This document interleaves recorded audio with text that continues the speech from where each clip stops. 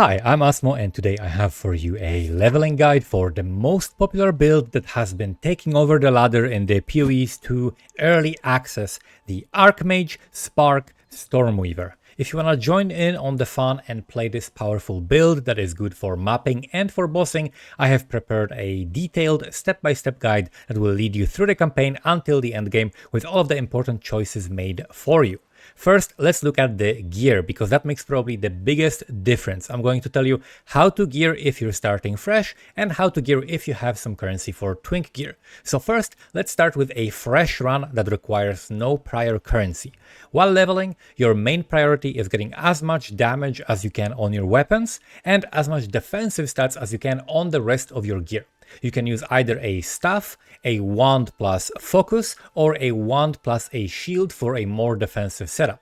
And the vendors will restock their items every single time you level up, so you want to check them out every time you're in town as long as you leveled up since the last time you checked the vendors. Always look for upgrades and try to buy and craft as well as much gear as you can, because it is not worth saving your currency, and crafting better gear will speed you up and allow you to earn more currency at a faster rate. When you're looking for upgrades, these are the stats that you should be prioritizing. On wands, staffs, and foci, you are looking for bonus levels to spells and bonus levels to lightning spells, as well as increased spell damage, increased lightning damage, and cast speed. And for mana, of course, we are gonna require a lot of mana for the later swap to Archmage, so the more you get, the better. Mana regeneration rate, and intelligence are all very good to get on pretty much any item. Then on the shield, if you're choosing the more defensive options, you want to make sure that the most important stat you get is the increased block chance. As much block as possible, and then of course beyond that, life, mana, and resistances. Then on body armor, helmet, and gloves, those are your generic pieces that you mostly just want to get as much res as possible. So life, mana, and res, as well as some energy shield, mana regeneration rate, and intelligence is gonna be also fine. And then on the rings, it's pretty much just like with these pieces, but there is additional stat that I would highly recommend looking for as well, and it is cast speed. So cast speed can also be found on rings, and that is a very helpful stat to get. And on amulets, similar thing to the rings, but also you can get plus to levels. So for example, bonus to levels of all skills, or plus to levels of projectile skills, which will apply to spark. So that's what you're looking on that. And then of course boots, which is probably the most important piece of gear that you're gonna be using. And I would highly prioritize crafting it until you have really good movement speed. Nothing else really matters on boots, so just like make sure that you get the movement speed. And you can see here the breakpoints of different item levels that are required in order for you to be able to roll this specific movement speed. So at level 1, you can hit 10% movement speed, and then you need item level 15 in order to hit 15% movement speed. Very easy to remember, 15 for 15. And then at level 30, which is double that, that's when you can get 20% movement speed. And then at level 50 is 25, and that's going to be all that you're going to be doing in the campaign. So whenever you reach one of these breakpoints and you find items that are from this level, try to craft them and see if you can get higher movement speed, because this will speed you up a lot. Now let's look at the selection of the Twink items that are available for you if you have some currency to get you started. This will speed up your leveling and it will make it basically just much more comfortable. For the weapon early on, look for life sprig, and with the life sprig as well as with all the other items, make sure to look at the requirements for the levels, because you will find items that have, for example, level requirement 70. You need to literally be level 70 to use it, even though it is a leveling unique. So make sure that on the trade website you are selecting the maximum required level, set it to like 5 or 10 or 20, whatever level you want to start using the item, and that will allow you to find an item that has basically at a low level requirement and be able to use it from early on. So life sprig, and then in the offhand, I would basically use a rare focus. That's going to be the most amount of stats that you can get, and just like with self-crafting and buying it from the vendors, you're looking for increased damage to spells as well as lightning damage, mana as well as life, resistances, and plus the level of spell skills. I would highly recommend just looking and prioritizing for the offensive stats on this, because if you want to prioritize the defensive stats, then just better to look for a shield and instead look for the thing that I recommended for you to look at for the shield. Then for the chest, I would recommend Fox Shade early on because of the movement speed as well as evasion, which are very good early on, and then later swap for a rare chest that has the basic stats that we're looking for on other pieces of gear. But Fox Shade is great early on and also gives you some dexterity that will allow you to equip some support gems as well as other items that might require it. Then for the boots, I would highly recommend the Wanderlust. This is basically just early on 20% movement speed. You can get it earlier than you would naturally find it on a rare item, so that is really nice. And plus you're not unaffected by slows, which helps while leveling. Very build specific thing. This is Midnight Braid. Very important item. It will allow you to recoup some of the damage that you're taking as mana, which will allow you to swap to Mind over Matter earlier, allowing you to basically sustain your mana while you're being hit, so that you don't constantly get the mana drained and basically then cannot cast and just die, right? So Midnight Braid, very important item. Regardless if you're starting fresh or with Twink gear, this is something that you want to prioritize getting as soon as you can, and you can basically get it for just 1 exalt. You don't need to have great rolls on this. The rolls don't matter that much, but of course, the more resistances, the better on this. Then we have rings. So for 1 ring, I would highly recommend the Levinstone, which is lightning resistance. I think it also gives a chance to shock, basically double lightning resistance, so you could catalyze it for the lightning res, and plus to the level of lightning skills, which will give you damage. So that's a very nice leveling ring for this build specifically. And then for the other ring, just look for the basic stats, so life, mana, resistances, also cast speed if you can find it. And I think the ruby ring base is the one that you can equip the earliest. And then for the amulet, you can go with Everlasting Gaze, which is something that we're going to be using later in the end game, but you can also start with something like the Idol of Aldorn, which gives you ton of life, just like a huge amount of life, and also skills have +1 to limit, which applies to Orb of Storms, just giving you more damage overall. Very nice early unique. And then for the helmet, I would use Goldrim just for resistances. If you're not going to be using Goldrim, then you can just use any rare helmet with life, resistances, mana, energy shield, things like that. And then there's also an item that you need a little bit of a higher level to equip, level 26, Hitoko's Current, but it's a very powerful item that allows you to electrocute monsters with all of your lightning damage. So your Spark and Orb of Storms will basically be electrocuting, and electrocution is something similar to freeze or stun that basically disables monsters from doing anything to you, and it's a very huge defensive boost to your build, makes the leveling very safe and very easy. You can electrocute bosses, you can electrocute monsters, it works on everything, so I highly recommend this if you find that, if you want like a super easy mode leveling. And another thing I would recommend for you to do if you are Twink leveling is to also get extra sockets in your gems, as well as quality, which will not increase the level requirements, but will give you a huge boost. For example, Spark will get extra projectiles from quality, and that will help your clear a lot. Next, let's go over the skill gems. There are basically 3 setups that you're gonna be using that change and evolve over time, so I'm gonna describe them all and explain what you want to be using at which stage. So first, we're starting with Spark, Flame Wall, and Orb of Storms. Those are going to be your first skills, and you're going to link Spark with Arcane Tempo and Pierce, Flame Wall with Arcane Surge, Orb of Storms with Control, Distraction, and Execute, and also we're going to be using Raging Spirits as early as we can. So the basic playstyle is going to be placing a Flame Wall, which will spawn a Raging Spirits, and then shooting Spark through it, and for single target also placing Orb of Storms. The reason why you want Pierce is because you want the projectiles to go through the monsters and hit multiple monsters at the same time in order to help your clear, as well as single target damage, because the projectiles can return later and hit monsters back where you are. So that's very useful. For Flame Wall, I've seen a lot of people using something like the Fortress support, which makes a circle out of the Flame Wall, but I found it to be actually a detrimental thing, because the AoE is so large that you end up putting the boss inside of a circle, and you are in front of the wall. One wall is behind you, one wall is behind the boss, and you end up casting projectiles that do not go through the wall. So that's kind of counterproductive. You just want to place a single wall between you and the enemies you're shooting, and then shoot through that wall.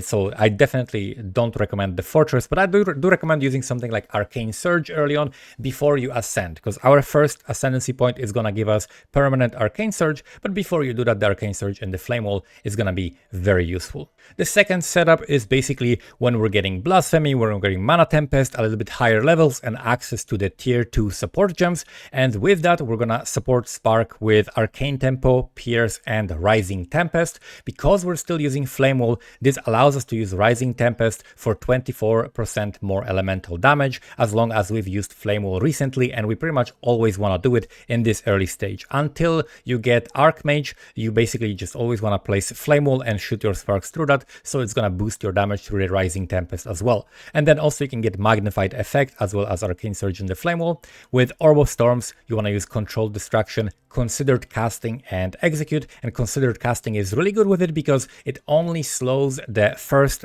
cast when you're placing the Orb of Storms down, but then every single time you cast Spark, the Orb of Storms is also gonna deal damage, and it's not affected by the less cast speed modifier because it simply goes off of the cast speed of your Spark. So that's why we can link this like that without any penalty, basically.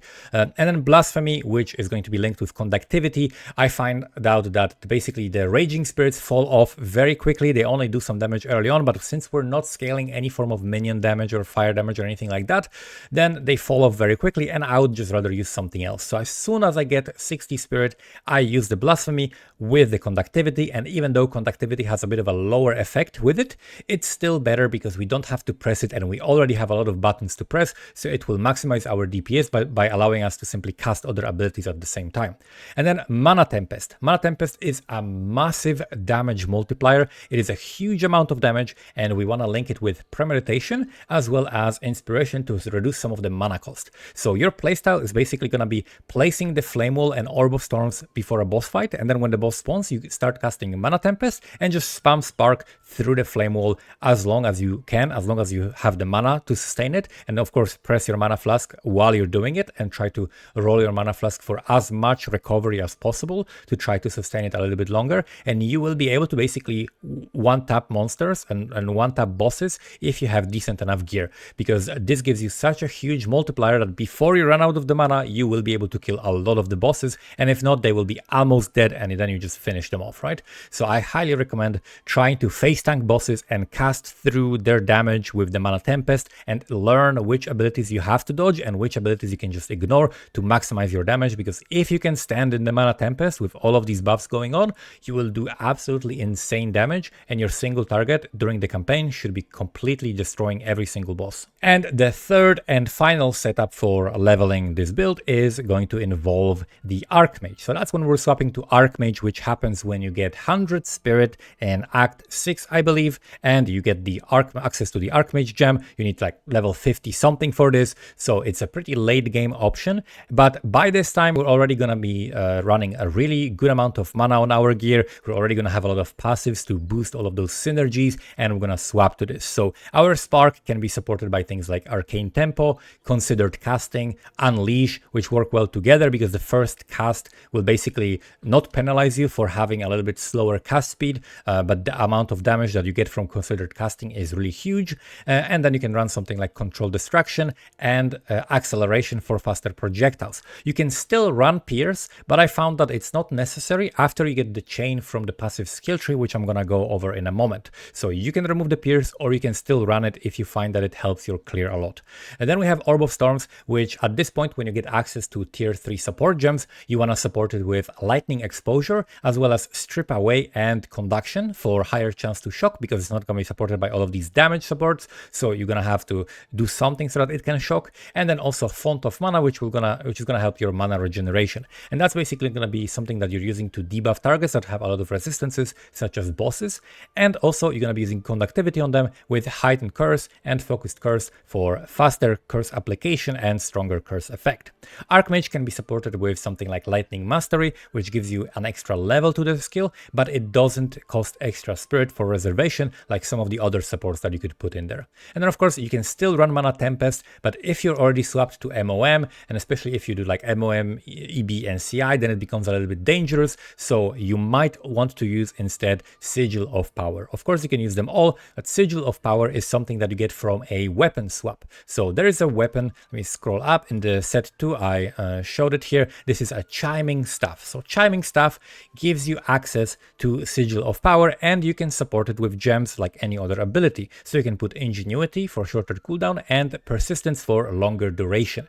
And that is something that basically is going to do more and more damage the longer you stand in it and the more mana you spend in it. So I highly recommend running this as something to boost your single target damage. You can use it on boss fights, and you can use it in something like Ritual, for example. Now let's talk about the passives. So for your passive skill tree, first let's talk about the ascendancy real quick, because this is super simple. First you're gonna get the arcane surge, then the effect of arcane surge, then you're gonna get the strike twice for extra shocks for more damage, and then last you can get scouring winds, or you can experiment with other notable as your last one, depending on how much penetration you have and how much exposure you're able to apply to enemies, depending on how much resistances they have and so on. So for example, if you're only running mobs and not bosses, this might be unnecessary, and you might instead choose to run something like a Heart of the Storm for a defensive option, or something else like, for example, Tempest Caller for extra clear if you're going crit. But for the passives, early on we are pathing through increased damage, and here is a very important note about increased damage. Early on, increased damage is very strong, but later on, basically after you swap to Archmage and start stacking a large amount of intelligence and mana, these increase the damage nodes, like for example here, increased damage, these become very inefficient. And instead, you want to rely on stacking as much int and mana as you can, and relying on pure power, which gives you increased damage per intelligence, and arcane intensity, which gives you increased damage per mana. So you want to stack int so that you get more mana, so that you get huge amount of increased damage, large life pool, which is going to be your mana pool, and that way you're scaling both instead of just you putting points in inefficient increases of spell damage or lightning damage or elemental damage, which are not going to give you nearly as much as just scaling huge amount of int. So that's why we're pathing through this early, but later on not necessarily. So early we're pathing through this, and I recommend going here for duration. This will help you keep up all of these different buffs that we're stacking on targets, like for example Flame Wall, like the Mana Storm, right? All of that is gonna last longer. The curse is gonna last longer when you have some duration, and of course it applies to Spark as well. And then we're pathing early on because we want to rush to all natural. This is going to give you 5 to all elemental resistances, making your gearing easier and making you tankier. Then you can either pick up the effect of Arcane Surge or wait with it while you're pathing to the right side here for the branching bolts. You would save 1 point if you path through here, but it wouldn't help you early on because you'd still need to fill these sockets, these jewel sockets that early on will not do that much for you unless you already buy some jewel sockets. But also we're going to be respecking, so this is kind of preparing you for the pathing that you're going to have later, so that you don't have to spend that much gold. So that's why this pathing is a little bit awkward early on, but it's 1 point sacrifice for a lot of gold saved and a lot easier respecking later. So early on, I would highly recommend grabbing the branching bolts. The extra chain is really huge, and then pathing for the arcane intensity as well as pure power, getting some extra int here from ingenuity, and grabbing the extra power conduction, shock duration and shock magnitude, as well as electric amplification, penetration, and lightning exposure, which is going to help your single target. If you find that you're applying enough exposure and cursing the enemies and so that they don't really have any resistances left, this is not necessary, but this is a good place to pick up some early exposure rather than grabbing these nodes, which you're kind of going out of your way and not getting anything else besides that. And now this is the tree that you're going to respec to when you get to Archmage. So early on we're dropping these puny spell damage increase nodes. Instead we're pathing through a lot of int, and we're making it efficient so that we can pick up everything else that is good here. We're picking still the good, really big nodes like cast speed, a large amount of intelligence, right? Chance to shock, a huge amount of lightning damage increase early on. This is still pretty valuable, but we're prioritizing things also like mana regeneration rate and maximum mana as well. So we're pathing through this. This is something I'm gonna pick up kind of late, like when you finish the campaign, but early on, you just wanna connect this cluster here with this cluster. And once you pick up adverse growth and have the unique belt that recoups damage taken as mana, that's when it's a good time to grab Mind Over Matter as well as Eldritch Battery. That's gonna give you a large mana pool, which is gonna basically count as your life pool as well, and you're gonna be able to sustain it much easier with all of these passives that support recouping and regenerating your mana. So that's when I would swap to that. Basically, when you're going Archmage, when you pick up the adverse growth as well as whenever you get the unique belt, which should probably cost you like 1 exalt, and that's good enough to get the Mind Over Matter and EB combo. Then of course we have still this, but we're going to be pathing to the right side. There is some few really good passives such as Chaos Inoculation. That is something that I would pick up when you have, let's say, like 4k total of your energy shield and mana combined. If you have at least 4k, then I would be comfortable going for Chaos Inoculation, and that is exactly what I did myself when I leveled the character. I had 3k mana, 1k energy shield, I went Chaos Inoculation, and I found that after doing a few maps without it and later doing a few maps with it, my survivability went up, even though I lost like 700 life or something like that, or up to 1000 life. So it was definitely worth it because chaos damage is very prevalent, and there's lots of like very bursty chaos damage poisoning mobs early on that will absolutely murder you if you don't have any chaos res. And I didn't want to invest into chaos resistance on gear since I knew that I'm going to be going chaos inoculation eventually. So that's why I recommend trying to go for CI as soon as possible. The earlier you do it, the more money you're going to save. Basically just prioritize buying items with, mana and energy shield in order to grow your life pool, and that way you're going to be able to do it as soon as possible. Another good thing here is if you are about that life, get icebreaker so you don't get frozen. I personally just kill the monsters and don't get frozen, so I don't care about that. You can also run a charm, or you can run the stun charm, which I think is probably the more important one, but this is some safety you can get. And then also there's a really good notable here with more maximum lightning damage, as well as alternating current, which gives you more shock magnitude, as well as mana regeneration. So anything that says mana regeneration plus some offensive bonus, like something like this, mental alacrity, this is an amazing node. So you want to look out on the tree, maybe you will find something else, but I found like these are like the really good nodes early on. Mental alacrity gives you 10 to intelligence, which is like 2 travel points, increased cast speed, which is usually always good for a self-casting build, and then increased mana regeneration rate, which is kind of like mana regen and life regen in one for you, right? So that's why this is very important. We're also picking up a lot of socket jewels, so prioritize getting as good socket jewels as your budget allows, and you should be good to go. And that's basically the leveling setup. I hope this has been clear and educational. If you want to see the written version with all of the gem setups and passive skill tree and all of that, you will be able to find it in the link in the description on the Mobalytics website. There's a guide there that I posted for leveling the Spark Archmage. Good luck on your leveling journey, and see you next time. Bye bye.